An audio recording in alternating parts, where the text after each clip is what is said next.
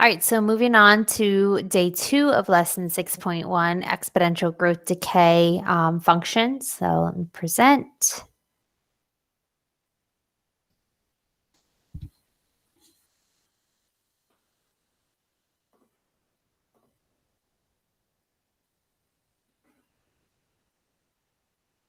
Okay, so we're going to focus on compound interest because that is a type of exponential growth function.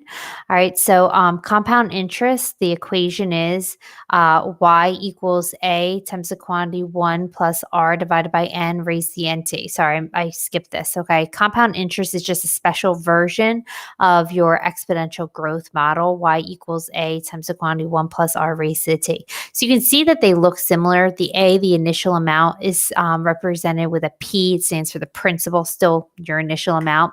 And then your rate is divided by N. And then your exponent, instead of just being raised to the T, it's NT. And the N value is how interest is compounded, whether interest is compounded annually, semi-annually, quarterly, and we're going to talk about that in just a second. All right, so some of what I already said, we're just going to jot down real fast. Okay, so for this, A equals amount. In most cases, we're going to be talking about like compound interest, talking about interest like on a bank account. So A would be like your total amount in your bank account. Okay, P stands for the principal. All right, it's just another word for initial amount.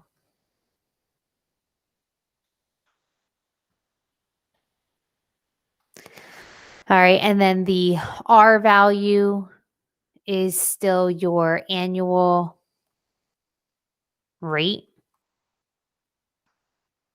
Your N value is compounded N times per year.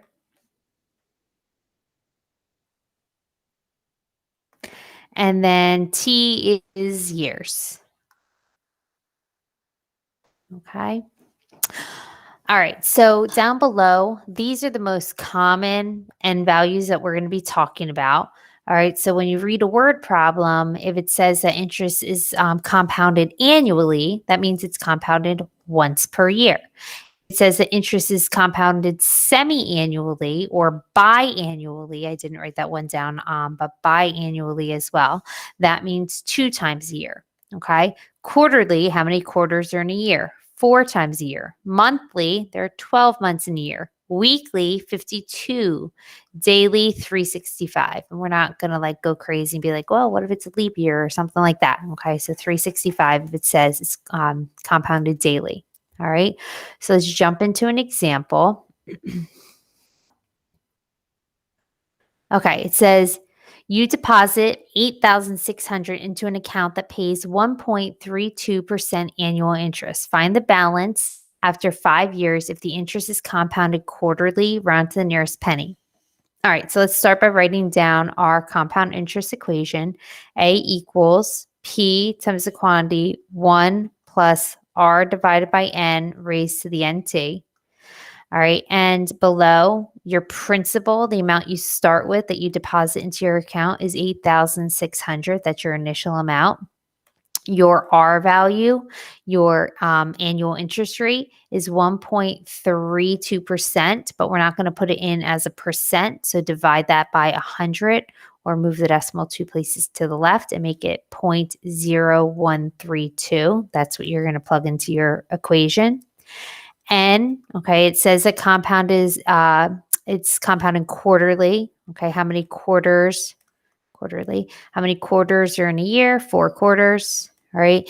And then T, time, we're talking about finding the balance after 5 years. Okay, so those are all the different numbers you're going to plug into your equation. So it becomes A equals, I need to put that parenthesis.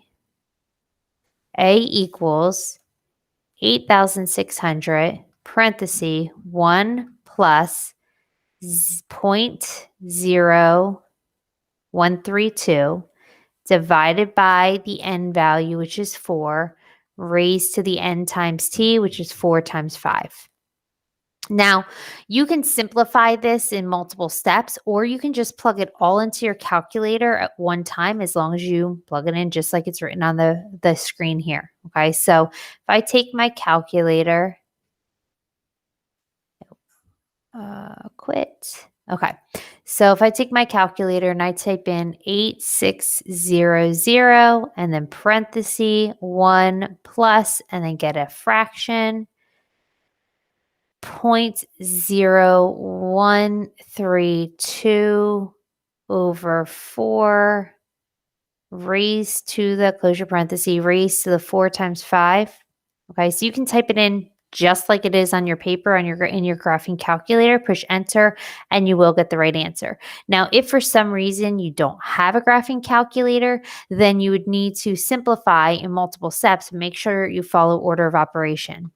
So do your division first, then add that to the 1, and then you would have to evaluate your exponent. So whatever this decimal inside the parentheses becomes, you're going to raise that to the 20th and then multiply it by 8,600. So if you have to break it up into multiple steps, that's fine, but make sure you're using order of operation. All right, so we get $9,185.75 when rounded to the nearest penny. Okay, so A is approximately $9,185.75. Okay, so the two things I said, or one thing I said, follow PEMDAS, follow order of operation. If you're going to break it into multiple steps, if you're not going to just plug it into your calculator at one time. And then also don't round until the very end. So again, if you are going to break this into multiple steps, don't round during the process. So what I mean by that is if you do the division and get a decimal, don't round it and then add to 1 and then raise it to 20 and then round. You don't want to round multiple times. So if you have to break it up into multiple steps, don't round any of your decimals till the very last step. Okay? All right. So we're going to do that same problem, but a little bit different information. I think it's just a different. What is different? Compounded. Oh, it's compounded daily. Okay. All right. So I'm looking at the problem. I think I wrote it wrong. Let me read it. So it says you deposit 8,600 into an account that pays 1.3% annual. See, that's not written correctly. Let me change that while I'm. All right. So it should say annual interest. Find the balance after 5 years if the interest is compounded, should say daily, round to the nearest penny. Okay, so it's basically the same problem, but you're compounded daily, so your end value changes. All right, so we can start by writing down most of the same information, right? You're going to start by writing A equals P times the quantity 1 plus R divided by N raised to the NT. P is still 8,600. R is still 0.0132. N, since it's compounded daily, that's going to be 365. And T is still 5 years. Okay, so the only number that changed was the N value. So it's A equals 8,600, 1 plus 0.0132 divided by the N value, which is 365, raised to the N times T. So 365 times 5. Okay. So for this one, I guess I'll show you multiple steps using the calculator. Okay. So let me erase some of this so I can actually see what I'm doing on my calculator. Erase all this. And then I'm going to put my calculator over a little bit. Okay, so if I needed to do this in multiple steps, what I would do first is the division. So 0.0132 divided by 365. Then I would add that to 1, to plus 1. Then I would raise that number to the 365 times 5. So 365 times 5. And then I would multiply that by 8,600. So times 8600. Okay, and you get $9,186.74. Okay, or like I had done before, if you want to type the entire equation in at once, just follow or type in exactly how you have it written on your paper. I'm going to just show you that you'll still get the same answer. So 0.0132 over 365 raised to the 365 times 5. And if I did it right, I should still get the same answer. 9,186.74. Okay. So your A value, the amount that you have in the bank is 9,186.74.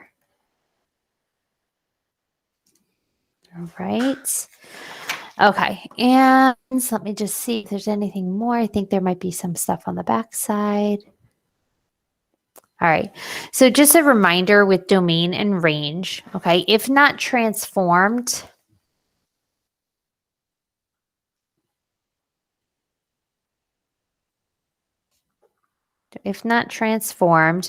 the domain, which remember we're always talking about the X values when we're referring to domain, is all real numbers. All right.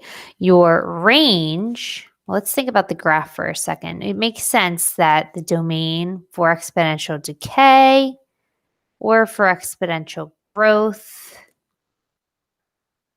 is all real numbers.